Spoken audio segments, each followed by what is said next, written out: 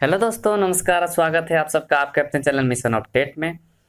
उम्मीद करता हूं कि आप अपनी तैयारी बेहतर तरीके से कर रहे होंगे और आगे की तैयारी भी इसी तरीके से करते रहें। एग्ज़ाम भी हमारा पोस्टपोन हो चुका है, तो आपको अच्छा समय मिल चुका है, तो हम थ्योरी को बहुत अच्छे तरीके से पढ़ेंगे, कंटेंट को। साथ में आप प्रैक्टिस करते रहें प्रतिदिन क्वेश्चंस का बेहतर तरीके से। आपको मैथ की कंटेंट भी बहुत जल्द देखने को मिलेगी, क्योंकि अब समय मिल चुका है हम लोगों को, तो मैथ को भी हम पूरे तरीके से क्लियर करेंगे। और उम्मीद करता हूँ कि आपको ये सारी चीज़ें बेहद पसंद आएंगी और इसी के साथ हमारे साथ बने रहिए। तो चलते हैं, आज का सेशन स्टार्ट करते हैं। आज के सेशन में हम बात करने वाले हैं वाइगोत्स्की के संज्ञानात्मक विकास के सिद्धांत के बारे में। पियाजे का संज्ञानात्मक विकास का सिद्धांत हम लोगों ने पढ़ लिया था पिछले वीडियो में, और वो वीडियो आप जाकर के प्लेलिस्ट में देख सकते हैं। कोग्निटिव डेवलपमेंट से संबंधित पियाजे की थ्योरी बहुत इंपॉर्टेंट है, मोस्ट इंपॉर्टेंट, जो कि प्रीवियस ईयर क्वेश्चन में बहुत ज़्यादा पूछे जाते हैं। तो यहाँ हम लोग वाइगोत्स्की से संबंधित कॉग्निटिव डेवलपमेंट का थ्योरी देखेंगे, और ये भी बहुत इंपॉर्टेंट थ्योरी है। तो आइए चलते हैं, इनके थ्योरी का नाम जानते हैं कि इन्होंने जो थ्योरी दिया, उनके थ्योरी का बेसिकली नाम था socio cultural theory. Socio cultural theory, सामाजिक सांस्कृतिक सिद्धांत।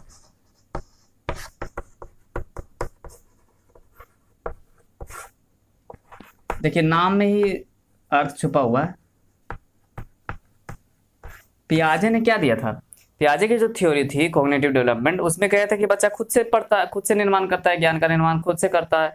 और इन्होंने क्या कहा कि बच्चे का जो कॉग्निटिव डेवलपमेंट होता है वो समाज में रह करके होता है, समाज से होता है, संस्कृति से हमारी होती है। दोनों में डिफरेंस है, दोनों एक दूसरे के अपोजिट है कुछ कुछ। तो देखेंगे, समाज सोशियो कल्चरल थ्योरी, सामाजिक सांस्कृतिक सिद्धांत इनके थ्योरी का नाम है। नाम में ही देखिए, सामाजिक और संस्कृति, जो भी कॉग्निटिव डेवलपमेंट होगा वो समाज के साथ इंटरेक्ट करके होगा, संस्कृति से होगा। आइए पहले इनके बारे में जान लेते हैं कि ये है कौन। ये रूसी मनोवैज्ञानिक हैं, थोड़ा सा जान लेते हैं इनके बारे में। और ये रूसी मनोवैज्ञानिक है। इनका जन्म बेसिकली 1896 ईस्वी में, हाँ 1896 ईस्वी में हुआ था, और 1934 में ये मृत्यु हो गई थी इनकी। ये 34 वर्ष की अवस्था में ही इनकी मृत्यु हो गई थी।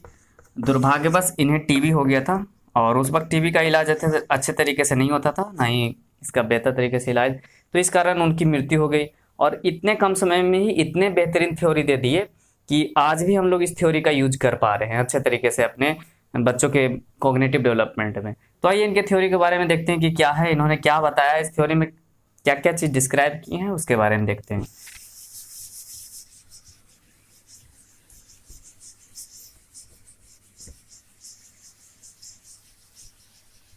इन्होंने बेसिकली 3 चीजें बोली हैं कि बच्चा का जो कॉग्निटिव डेवलपमेंट होता है ना, उसमें 3 चीजें अहम भूमिका निभाती है, याद रखिएगा। पहला समाज, दूसरा संस्कृति,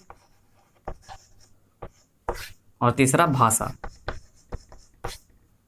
ये 3 चीज बहुत इंपॉर्टेंट माने हैं। समाज मतलब हो गया आपके साथ जो वातावरण में चल रहा है, आपके आसपास की चीजें, जो कुछ भी जहां आप रहते हैं अपने परिवार में, वो समाज हो गया आपका, या आसपास के लोग जो हो गए। संस्कृति जो हमारे पूर्वजों से आती चली आ रही है, या जो कुछ भी हमारे मतलब जिस तरीके से हम लोग जी रहे हैं ना समाज में, वो हमारी संस्कृति के आधार पर ही जी रहे हैं। तो बच्चा वहां से भी कुछ ना कुछ कॉग्निटिव डेवलपमेंट होता है, वहां से भी बच्चा इंटरेक्ट करके सीखता है। और भाषा, जो कि एक बहुत महत्वपूर्ण तथ्य माना गया है, इनके अनुसार वाइगोत्स्की ने भाषा को बहुत इंपॉर्टेंट दिए हैं। साथ में इन्होंने बोला है कि भाषा जो होती है बच्चे की, उसी का मतलब उसका जो विचार जो आता है ना मन में, उसका मेन आधार भाषा ही होता है। तो भाषा को इन्होंने बहुत इंपॉर्टेंट माना है। तो आइए हम बात करते हैं समाज। समाज के बारे में इन्होंने बोला कि बच्चा जो कुछ भी सीखता है ना, बच्चे के अंदर जो कुछ भी कॉग्निटिव डेवलपमेंट होता है, संज्ञानात्मक विकास होता है, वो बच्चा का सामाजिक अंतःक्रिया से होता है, समाज के साथ अंतःक्रिया करके करता है। मतलब सोशल इंटरेक्शन करके, समाज के साथ रह करके समाज से ही सीखता है बच्चा। तो जहां भी सोशल से संबंधित, समाज से संबंधित करके आएगा ना कि बच्चे का कॉग्निटिव डेवलपमेंट, वहां वाइगोत्स्की ही आएंगे। तो सामाजिक अंतःक्रिया से संबंधित होता है। 90% क्वेश्चन ऐसे ही होते हैं सीटेट में, और लगभग सामाजिक से संबंधित वाइगोत्स्की ही आएंगे। जब हम क्वेश्चन करेंगे तो देख लेंगे। तो सामाजिक इंटरेक्शन, सोशल इंटरेक्शन करके बच्चा का कॉग्निटिव डेवलपमेंट होता है।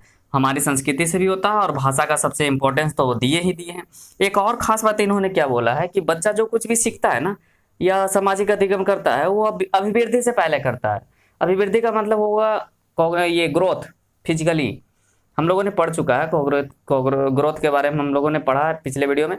तो ग्रोथ का मतलब होता है अभिवृद्धि। तो बच्चा जो कुछ भी सीखता है या सामाजिक अधिगम करता है वो किससे करता है? अभिवृद्धि से पहले करता है। लेकिन पियाजे ने क्या बोला था कि अभिवृद्धि के बाद होता है अधिगम। जो कुछ भी होता है बच्चा का, जो कुछ भी सीखता है बच्चा वो अभिवृद्धि के बाद सीखता है, वो पियाजे ने बोला था। लेकिन यहाँ इन्होंने क्या बोला कि अधिगम, बच्चे का जो अधिगम है या सामाजिक अधिगम कह लीजिए,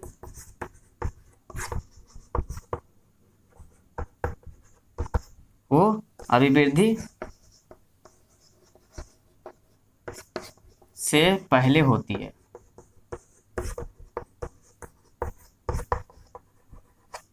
सिंपल, जो कुछ भी बच्चा सीखता है या सामाजिक अधिगम करता है वो अभिवृद्धि से पहले होती है, जस्ट पहले। और पियाजे यही क्या बोले हैं कि जो बच्चा जो सीखता है वो उत्तरोत्तर वृद्धि के बाद, अभिवृद्धि के बाद सीखता है। ठीक है, तो यहाँ समझ लिए, ये इंपॉर्टेंट चीज था, आपके एग्जाम में भी आते हैं। और इनके कंसेप्ट के बारे में सीखते हैं कि इन्होंने बहुत सारे कंसेप्ट दिए हैं। जैसे जेडपीडी का कंसेप्ट आप लोगों ने सुना होगा, जेडपीडी क्या है, स्कैप फोल्डिंग, ये सारे कंसेप्ट है जिन्होंने कॉग्निटिव डेवलपमेंट में जो बहुत अहम भूमिका निभाती है। तो आइए देखते हैं क्या है जेडपीडी क्या है। जेडपीडी के बारे में देख लेते हैं। जेडपीडी का होता है जोन ऑफ, फुल फॉर्म क्या होता है? Proximal development.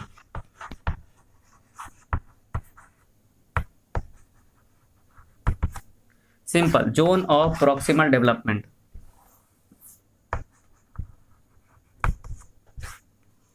समीपस्थ विकास का क्षेत्र, हिंदी में अगर बात करें तो इसे समीपस्थ विकास का क्षेत्र कहा जाता है। सिंपल सा।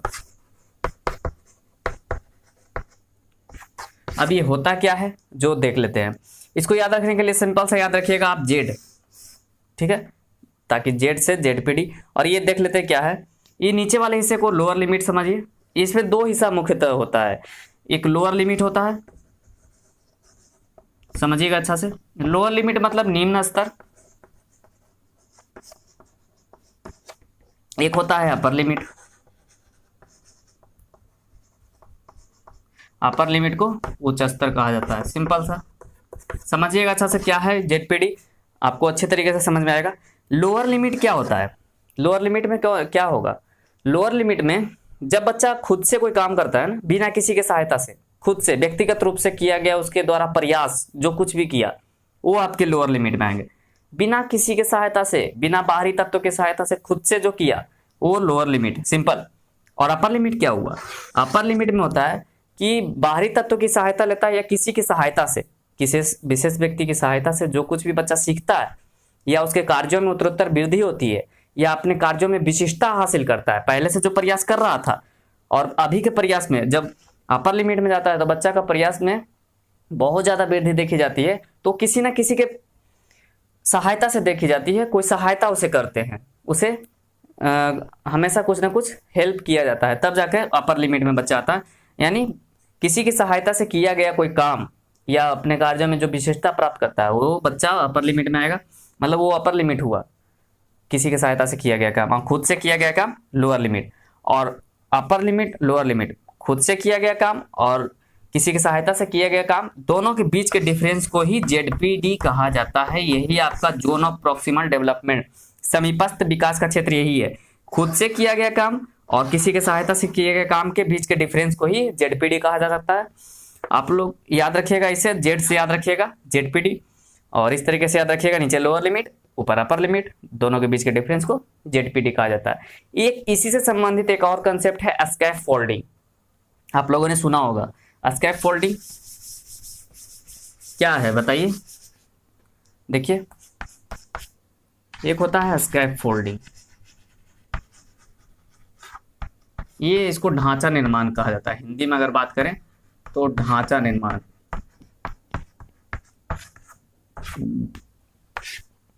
बेसिकली ये भी एक जेडपीडी का ही हिस्सा है जो कि अपर लिमिट वाले में आता है।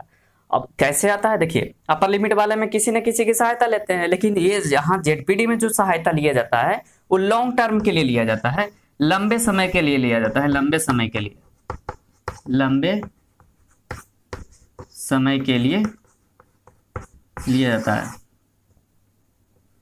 लंबे समय के लिए मदद लिया जाता है। लेकिन स्कैफोल्डिंग में क्या होता है, इसमें भी बच्चा किसी अनुभवी व्यक्ति या किसी बाहरी तत्व की सहायता से ही बच्चा कुछ ना कुछ आगे अपनी समस्या को समाधान करता है, मतलब किसी सहायता से। लेकिन वो जो सहायता होता है ना, थोड़े समय के लिए होता है, शॉर्ट टर्म के लिए होता है, जो कि अस्थायी होता है, अस्थायी मदद। किसके द्वारा? किसी बाहरी तत्व के द्वारा, किसी बाहरी अनुभवी व्यक्ति के द्वारा।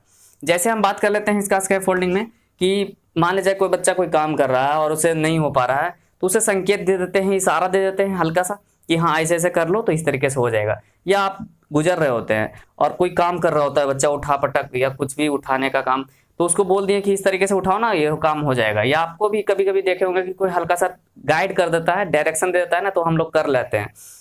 और ये मदद तब तक होता है जब तक जरूरत होती है, जब तक जरूरत होती है, जब तक जरूरत होती है तब तक सहायता।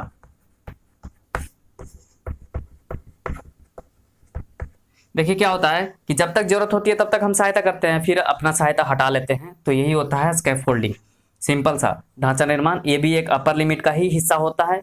ठीक है, आगे हम बात कर लेते हैं। याद रखिएगा जेडपीडी का एक हिस्सा है, स्कैफोल्डिंग क्या है? जेडपीडी का ही हिस्सा है।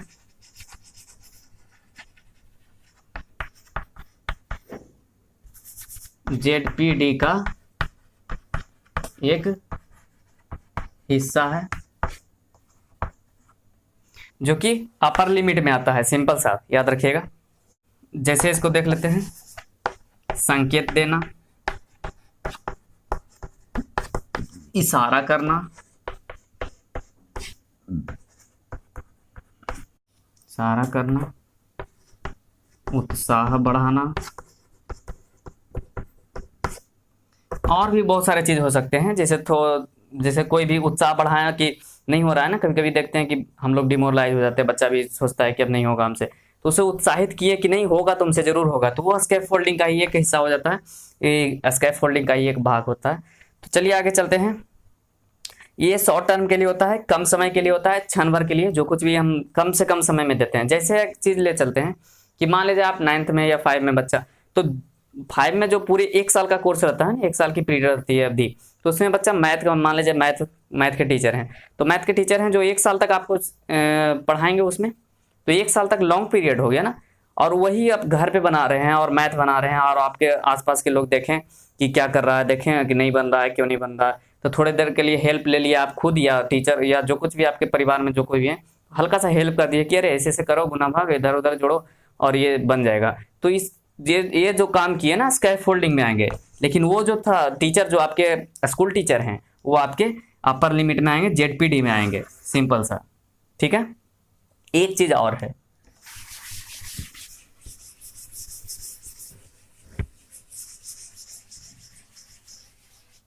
MKO, बहुत इंपॉर्टेंट है ये भी। इसका फुल फॉर्म होता है मोर नॉलेजेबल अदर्स। देखिए नाम में ही अर्थ छुपा हुआ है, मोर नॉलेजेबल अदर्स, मतलब वो ऐसा कोई भी चीज, कोई भी व्यक्ति या वस्तु जो आपसे ज्यादा जानता हो। सिंपल, जो आपसे ज्यादा जानता हो, मोर नॉलेजेबल अदर्स आएगा। चाहे वो कोई छोटा बच्चा ही हो, हमसे भी छोटा, या हमारे स्तर का, या हमसे बड़े, या कोई सजीव या निर्जीव, या कोई भी तरह का वस्तु, वैसी चीज जो हमसे ज्यादा जानता हो और हमारी समस्या को समाधान करने में वो हमारी हेल्प करे, मदद करे, तो वो आपका मोर नॉलेजेबल अदर्स आ जाएगा। जैसे आपका कंप्यूटर भी, कंप्यूटर हो गया और मोबाइल हो गया,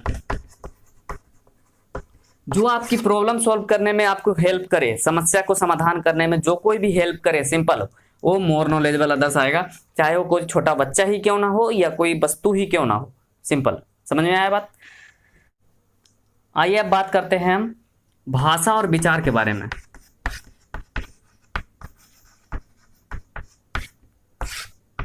कि भाषा और विचार के बारे में वाइगोत्स्की ने क्या बोला और पियाजे ने क्या। पियाजे के बारे में पहले जान लेते हैं कि पियाजे पियाजे ने क्या बोले थे कि बच्चों में सबसे पहले विचार उत्पन्न होता है, तब उसी के हिसाब से बच्चा भाषा बोलने लगता है। तो इनके हिसाब से पहले विचार आता है, विचार पहले आता है, तब भाषा आती है। लेकिन वाइगोत्स्की के अनुसार, यही देखिएगा, वाइगोत्स्की के अनुसार सिंपल सा इन्होंने सबसे ज्यादा इंपॉर्टेंस भाषा को दिया कि बच्चे के अंदर जो कुछ भी विचार आता है ना, वो उसका मेन बेसिक आधार भाषा ही है। तो सबसे पहले भाषा बच्चे में आती है। इनके अनुसार से भाषा का विकास जो होता है पहले होता है, भाषा का विकास पहले होता है, तब विचार, तब क्या आता है, विचार, विचार की उत्पत्ति होती है। याद रखिएगा, इन्होंने क्या बोला कि सबसे पहले बच्चे का भाषा का विकास होता है, तब विचार की उत्पत्ति होती है। और विचार जो कुछ भी मन में आता है हमारे, वो मेन बेसिक उसका आधार भाषा ही होता है। तो इन्होंने भाषा को सबसे इंपॉर्टेंट माना।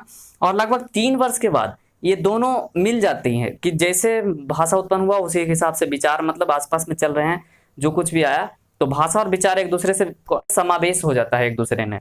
तो याद रखिएगा, 3 वर्ष के बाद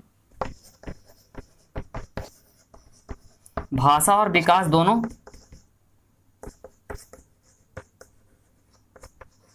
विचार, भाषा और विचार, भाषा और विचार दोनों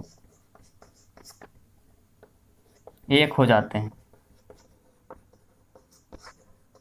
क्या होता है ना कि बच्चा जो होता है भाषा को इंटरनलाइज कर लेता है, समावेश कर लेता है। तो इस तरीके से वो लगभग 3 वर्ष के बाद भाषा और विचार एक हो जाते हैं और बच्चा जो होता है भाषा को इंटरनलाइज कर लेता है। चलिए आगे चलते हैं, भाषा और विचार के बारे में ही और बात कर लेते हैं।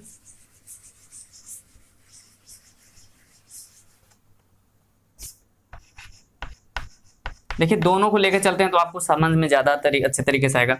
पियाजे ने भाषा के बारे में क्या बोला, भाषा के बारे में कुछ बोला था।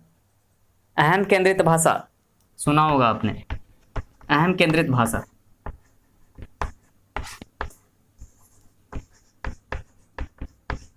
तो अहम केंद्रित भाषा, ईगोसेंट्रिज्म, ईगोसेंट्रिक स्पीच, इन्होंने एक साधारण भूमिका माना है कॉग्निटिव डेवलपमेंट में। एक साधारण भूमिका माना है, साधारण भूमिका मतलब बच्चा के अंदर जो भी विचार आया है उसको आगे बढ़ाने के लिए बच्चे में जो कुछ भी भाषा का निर्माण होता है, तो इन्होंने साधारण भूमिका माना अहम केंद्रित भाषा में। लेकिन वाइगोत्स्की के बारे में देख लेते हैं। यही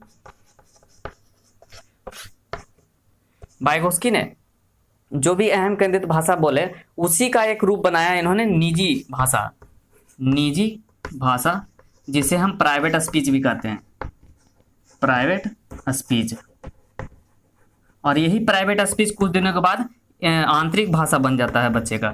जब आगे बच्चा विकास करता है तो यही आंतरिक भाषा बन जाता है। यही भाषा आगे जाकर के आंतरिक भाषा बन जाता है, जिसे इनर स्पीच कहते हैं। इन्होंने बेसिकली इनर स्पीच और प्राइवेट स्पीच के बारे में, भाषा के बारे में 2 चीजें बताई है। एक निजी भाषा होता है, एक आंतरिक भाषा होता है। देख लेते हैं दोनों के बारे में। और इन्होंने आंतरिक भाषा, अहम केंद्रित भाषा, यही अहम केंद्रित भाषा इनके निजी भाषा से मिलता है और आगे जाकर के यही निजी भाषा इनका आंतरिक भाषा बन जाता है। और ये जो होता है ना, ये जो अवस्था होता है अहम केंद्रित भाषा का निर्माण का, ये 3 से 5 वर्ष तक के होता है इनके अनुसार। किनके अनुसार? पियाजे के अनुसार 3 से 5 वर्ष। लेकिन यहाँ जो होता है प्राइवेट स्पीच, यहाँ जो होता है 3 से 7 वर्ष तक होता है। संज्ञानात्मक विकास में ये निजी भाषा और आपका आंतरिक भाषा दोनों मोस्ट इंपॉर्टेंट है। बहुत ज्यादा इन्होंने भूमिका दिए हैं भाषा को। और चलते हैं निजी भाषा क्या है और आंतरिक भाषा क्या है, इसके बारे में देख लेते हैं। ठीक है,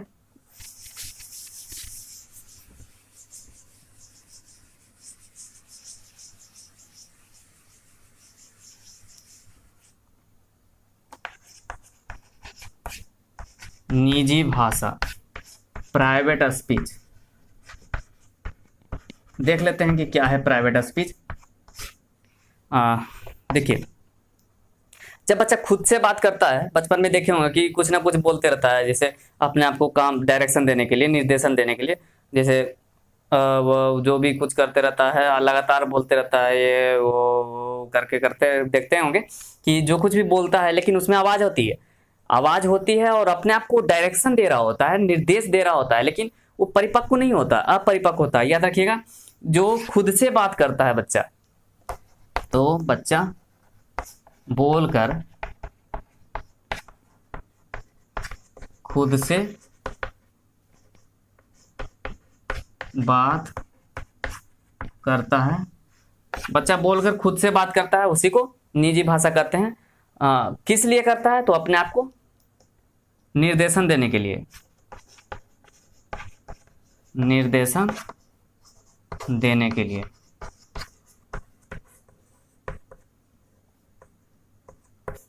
देखिए, बच्चा बोलकर खुद से बात करता है तो किस लिए करता है? निर्देशन देने के लिए करता है। निर्देशन अपने आप को,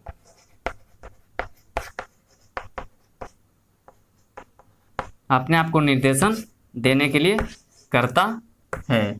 याद रखिएगा, प्राइवेट स्पीच यही है आपका निजी भाषा, और ये जो होती है स्वनिर्देशित होती है,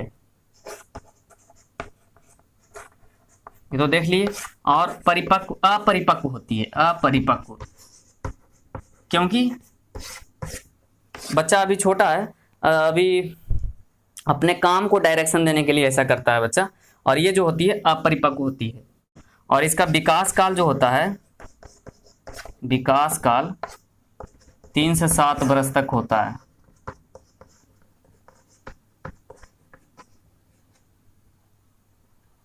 याद रखिएगा, बच्चा बोलकर खुद से बात करता है, अपने आप से बात करता है, और अपने आप को निर्देशन देने के लिए बात करता है, खुद से बात करता है, और ये स्वनिर्देशित होती है और अपरिपक्व होती है। इसका विकास काल 3 से 7 वर्ष होता है, और यह याद रखिएगा प्रारंभिक अवस्था में होता है।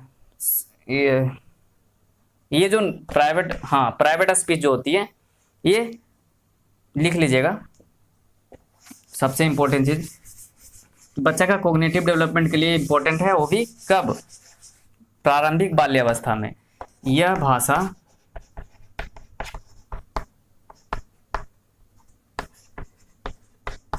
प्रारंभिक बाल्यावस्था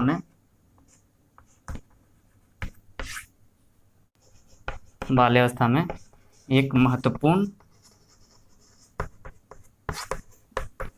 कारक है। किसके लिए? कॉग्निटिव डेवलपमेंट के लिए, संज्ञानात्मक विकास के लिए। याद रखिएगा, किसके लिए? बच्चे के संज्ञानात्मक विकास हो अच्छे तरीके से, इसलिए भाषा का संज्ञानात्मक विकास के लिए। याद रखिएगा, संज्ञानात्मक विकास के लिए। चलिए ठीक है, हम लोगों ने यहाँ तक देख लिया। अब यही भाषा से क्या होता है, परिपक्व होकर ये इनर स्पीच में बदल जाता है। यही भाषा कुछ दिनों के बाद इनर स्पीच में बदल जाता है, और उस इनर स्पीच के बारे में देख लेते हैं कि क्या है।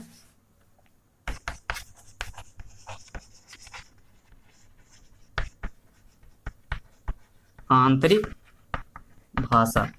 देखिएगा क्या है आंतरिक भाषा, मतलब अंदर से, मतलब बच्चा खुद से बात करता है लेकिन बोल करके आवाज नहीं आता है, मन में ही बात करते रहता है, कुछ ना कुछ करते रहता है, और अपने आप को डायरेक्शन देता है, और वो जो भाषा होती है उसकी, वो परिपक्व होती है।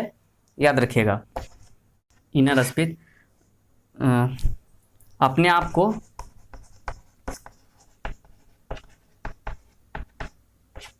निर्देशन देने के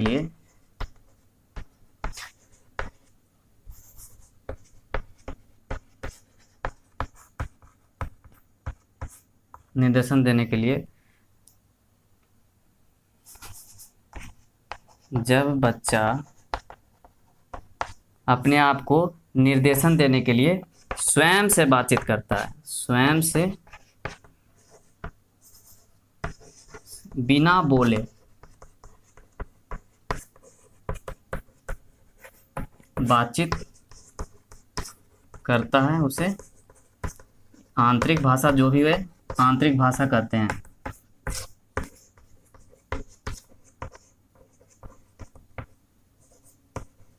याद रखिएगा, इनर स्पीच। आपको पूछेगा इनर स्पीच का कंसेप्ट किसने दिया या प्राइवेट स्पीच का कंसेप्ट किसने दिया, तो वाइगोत्स्की ने दिया। और इसमें क्या बोले उन्होंने कि अपने आप को डायरेक्शन करने के लिए, डायरेक्ट देने के लिए कि क्या कैसे करे, किस तरीके से, अपने आप मन में ही, अंदर में ही, मन में, बिना बोले, बिना बोले का मतलब मन में, सिंपल, मन में, तो मन में जो बातचीत करता है उसे आंतरिक भाषा कहते हैं, सिंपल। और ये जो भाषा होती है स्वनिर्देशित तो होती है, स्वनिर्देशित एवं परिपक्व होती है। उस वक्त बच्चा बहुत ज़्यादा विकसित हो चुका होता है और तब जाकर के वो अपने आप को डायरेक्शन देता है। तो ये हुआ आंतरिक भाषा का कंसेप्ट। और भी एक चीज है,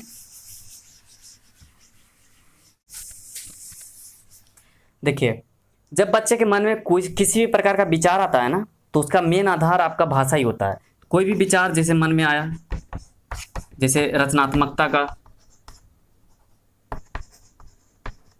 या बच्चा को जो भी बौद्धिकता सोचता है, बौद्धिक रूप से बौद्धिकता का, या तार्किक चिंतन जो कुछ भी करता है, तार्किक विचार, ये सारे जो भी विचार आते हैं, इसका आधार क्या होता है? भाषा ही होता है। और वो भाषा ही होता है।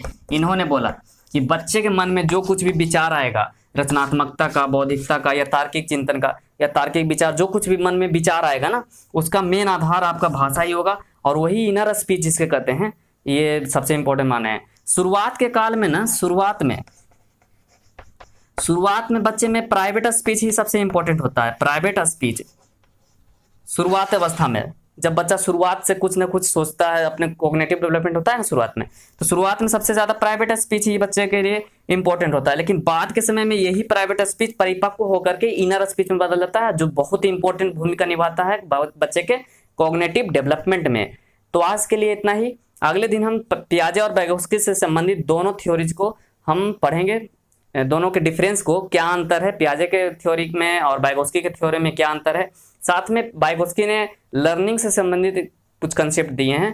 3 प्रकार का लर्निंग उन्होंने बताया है, पीयर लर्निंग, रेसिप्रोकल लर्निंग, और एक होता है कोऑपरेटिव लर्निंग।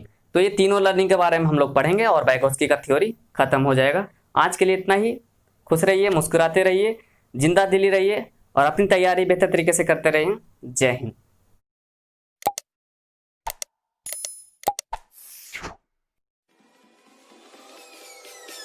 Peace.